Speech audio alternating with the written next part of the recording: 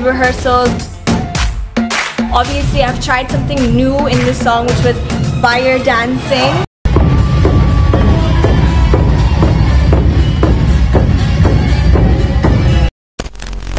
Megastar Shakib খানের হাত ধরে বাংলাদেশের পরিচালক রায়হান রাফির পরিচালনায় তুফান সিনেমায় আইটেম গান থাকতে পারে বলে ধারণা করা যাচ্ছে। তুফান সিনেমা শুটিংয়ের কাজ এখনও চলছে, তার মধ্যেই শোনা যাচ্ছে তুফান সিনেমা আইটেম গানে থাকতে পারে ইন্ডিয়ান লাক্সময়ী ছাকি ছাকি খ্যাত নোরা ফাতিহি। নোরা ফাতিহির একটি শুটিং সেটের ভিডিও ভাইরাল হওয়ার কারণে নেটিজেনরা ধারণা করছেন তুফান সিনেমার আইটেম গানে থাকতে পারে নোরা।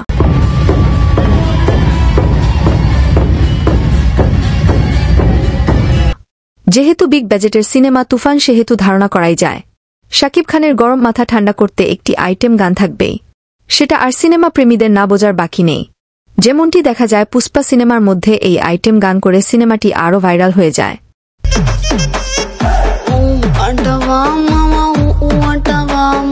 এবং কেজিএফ খ্যাত আইটেম গান, সেটাও কিন্তু বিশেষভাবেই ভাইরাল হয় সোশ্যাল মিডিয়ায়।